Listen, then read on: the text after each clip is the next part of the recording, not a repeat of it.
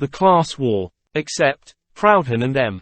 Louis Blanc. Almost all the historians of the Revolution of 1848 and of the coup d'état of December, 1851, as well as the greatest writers of bourgeois radicalism, the Victor Hugos, the Quinnots, etc., have commented at great length on the crime and the criminals of December, but they have never deigned to touch upon the crime and the criminals of June. And yet it is so evident that December was nothing but the fatal consequence of June and its repetition on a large scale. Why this silence about June? Is it because the criminals of June are bourgeois republicans of whom the above-named writers have been, morally, more or less accomplices? Accomplices in their principles and therefore indirectly accomplices to their acts. This reason is probable, but there is yet another which is contained. The crime of June struck workers only, revolutionary socialists, consequently strangers to the class and natural enemies of the principle that all these honorable writers represent. The crime of December attacked and deported thousands of bourgeois republicans, the social brothers of those honorable writers and their political co-religionists. Besides, they themselves have been its victims. Hence their extreme sensibilities to the December crimes, and their indifference to those of June. A general rule: a bourgeois, however red a republican he be, will be much more keenly affected, aroused and smitten by a mishap to another bourgeois or this bourgeois even a mad imperialist than by the misfortune of a worker, of a man of the people. There is undoubtedly a great injustice in this difference, but the injustice is not premeditated.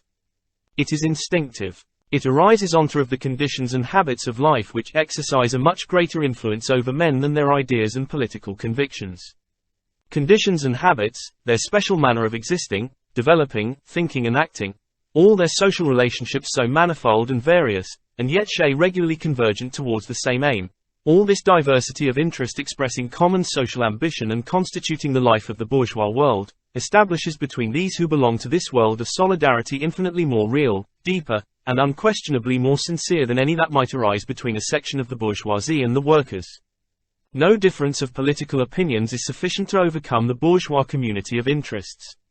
No seeming agreement of political opinions is sufficient to overcome the antagonism of interests that divide the bourgeoisie from the workers. Community of convictions and ideas are and must ever be subsidiary to a community of class interests and prejudices. Life dominates thought and determines the will.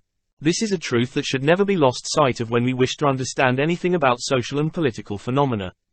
If we wish to establish a sincere and complete community of thought and will between men, we must found it on similar conditions of life, or on a community of interests.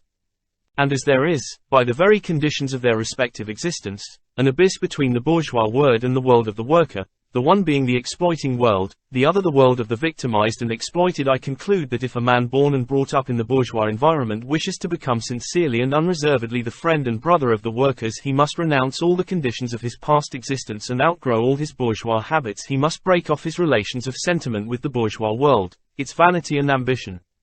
He must turn his back upon it and become its enemy, proclaim irreconcilable war, and throw himself wholeheartedly into the world and cause of the worker. If his passion for justice is too weak to inspire him to such resolution and audacity, let him not deceive himself and let him not deceive the workers. He can never become their friend and at every crisis must prove their enemy. His abstract thoughts, his dreams of justice will easily influence him in hours of calm reflection when nothing stirs in the exploited world. But let the moment of struggle come when the armed truce gives place to the irreconcilable conflict, his interests will compel him to serve in the camp of the exploiters. This has happened to our one-time friends in the past. It will happen again to many good Republicans and Socialists who have not lost their attachment to the bourgeois world. Social hatreds are like religious hatreds. They are intense and deep. They are not shallow like political hatred. This fact explains the indulgence shown by the bourgeois Democrats for the Bonapartists. It explains also their excessive severity against the socialist revolutionaries. They detest the former much less than the latter because of the pressure of economic interests. Consequently, they unite with the Bonapartists to form a common reaction against the oppressed masses.